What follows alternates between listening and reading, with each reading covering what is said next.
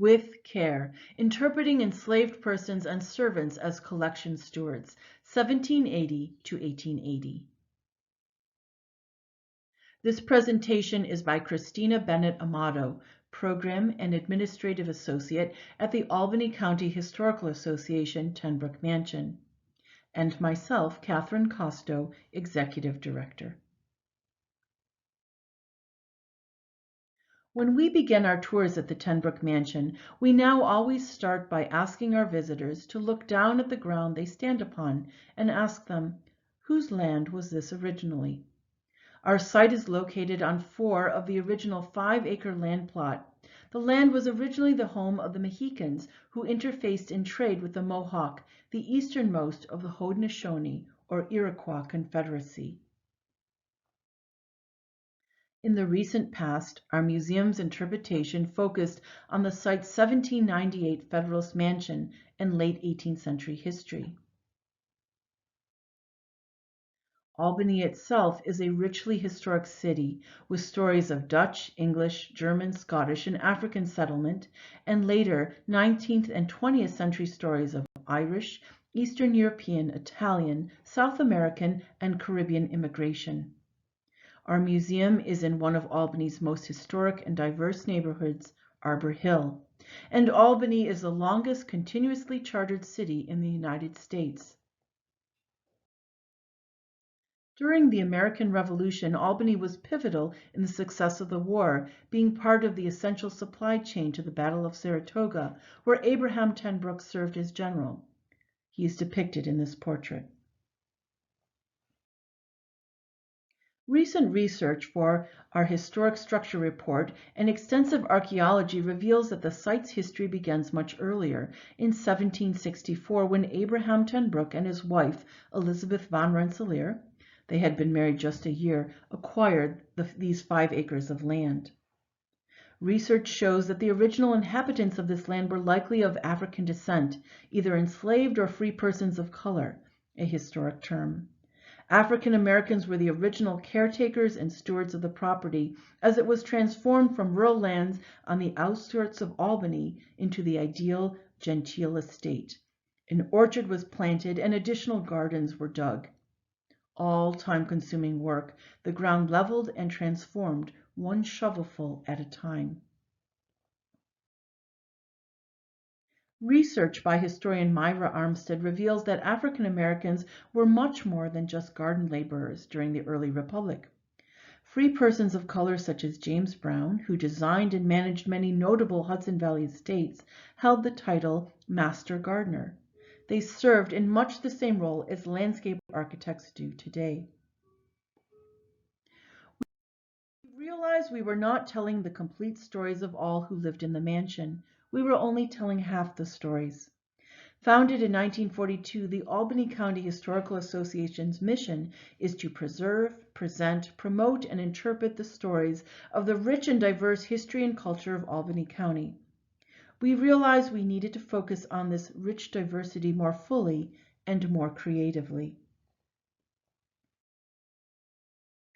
1790 census records show that the Ten Broecks had 16 family members, and 12 others dwelt in their household.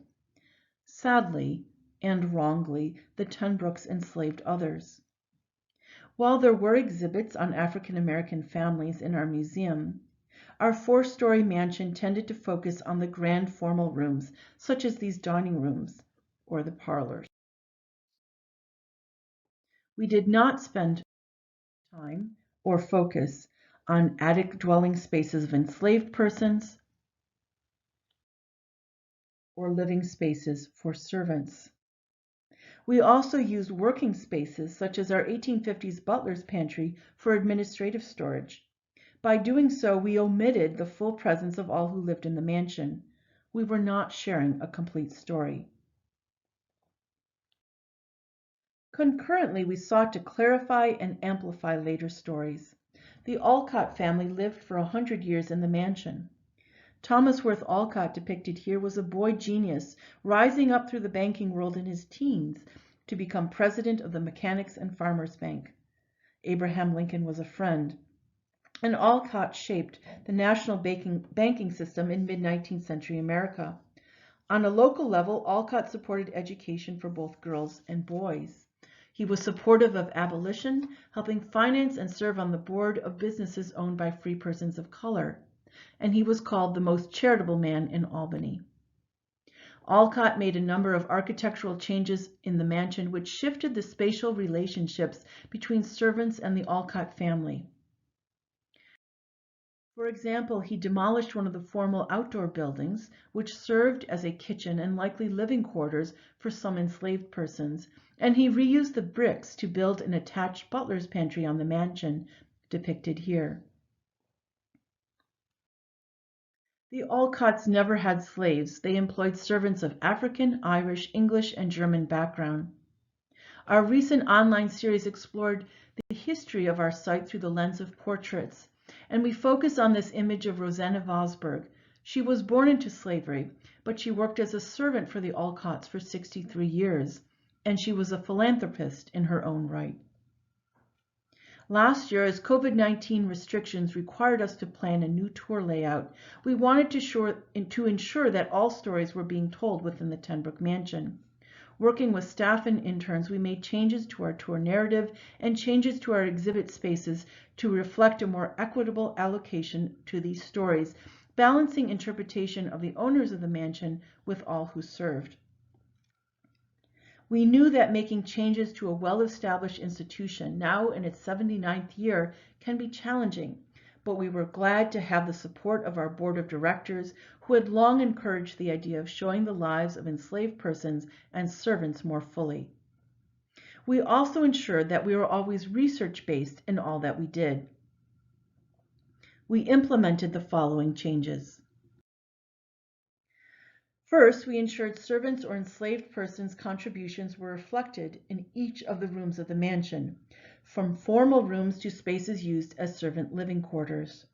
We used primary sources, such as Robert Roberts' The House Servants Directory, depicted here, and we showed that a servant's influence was in every space, every room, and every object within a household. Roberts, a former slave, had vast knowledge. His text is a manifesto for servants to advocate for a better lives for themselves. We emphasize the role that enslaved persons and servants had in preserving the grounds and interior spaces of the mansion. Our tours, exhibits, and educational materials emphasize that the very survival and preservation of these grounds and the structure was due to their work, their knowledge, and their care as collection stewards. We sought to give more equitable presentation of our stories, seeking to include the names and life stories of enslaved persons just as much as we would for one of the Tenbrook or Alcott family members. And we kept challenging ourselves, looking past quick assumptions about little data or incomplete stories. Rather, we took a glass is half full approach. We assumed that each servant had a rich, a full, and a complex life story. It was up to us to be creative to find and connect this evidence, whether architectural, archaeological, or artifact and manuscript based. This shift in mindset greatly spurred our research and subsequent interpretation.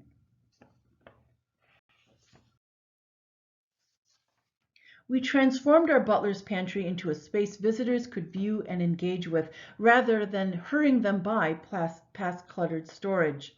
We realized what messages we sent, even if inadvertently, to our visitors.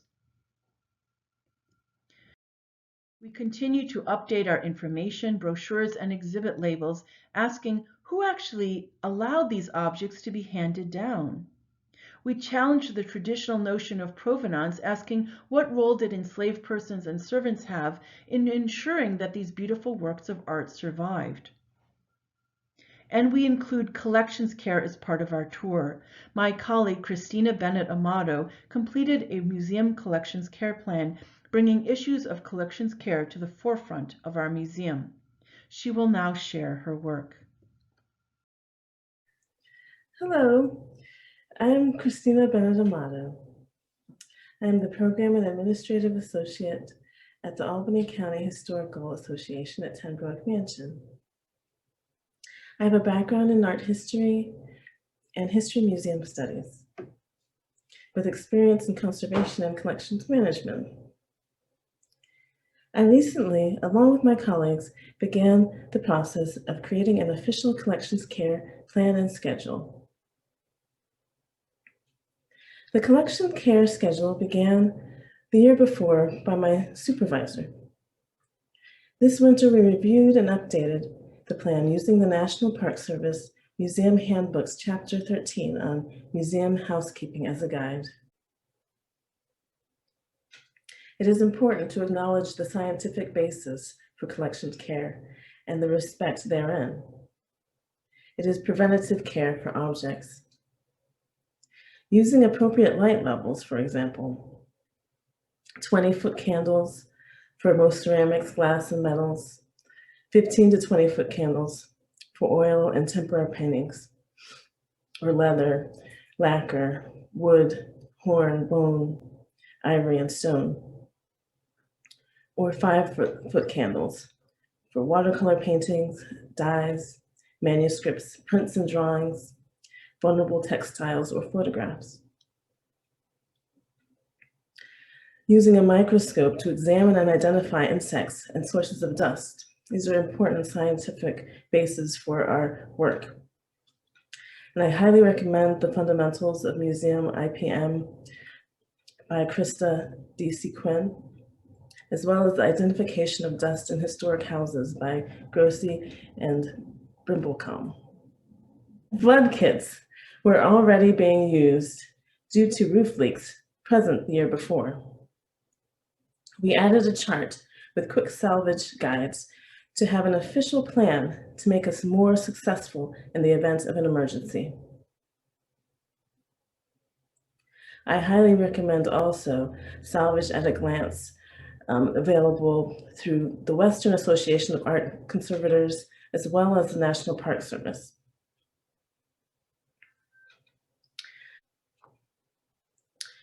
Do people's attitudes towards women, servants, housekeepers, translate to collection care and conservation?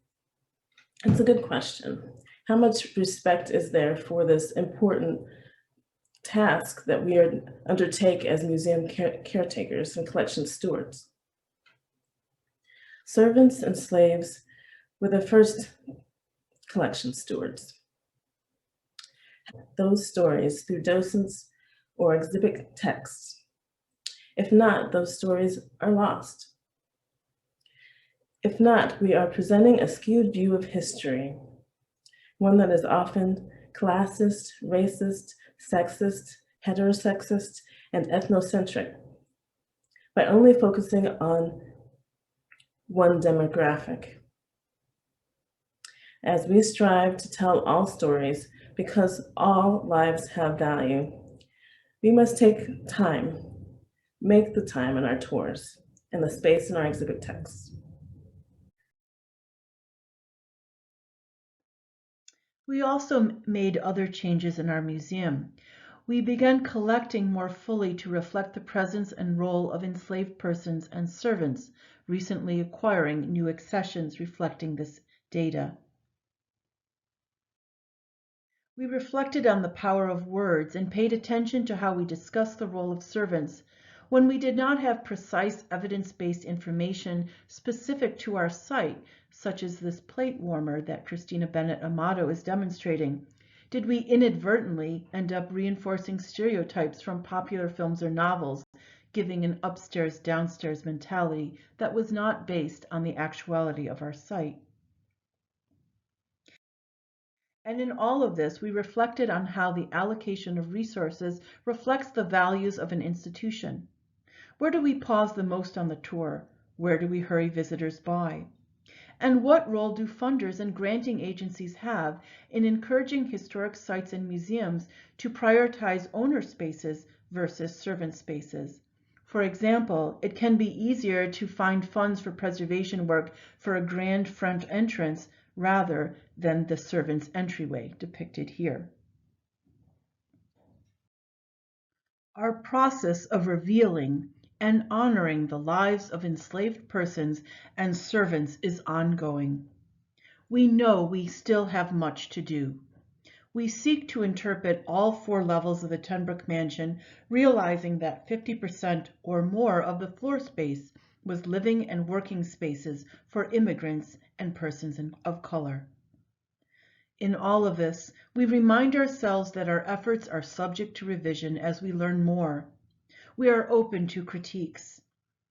We've encountered a positive response, which we attribute to the research and education-based approach we've used, and we invite those who are surprised or challenged by our approach to learn more about our methodology.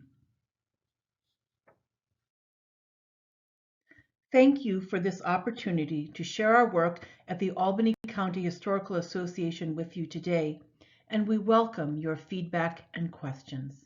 Thank you.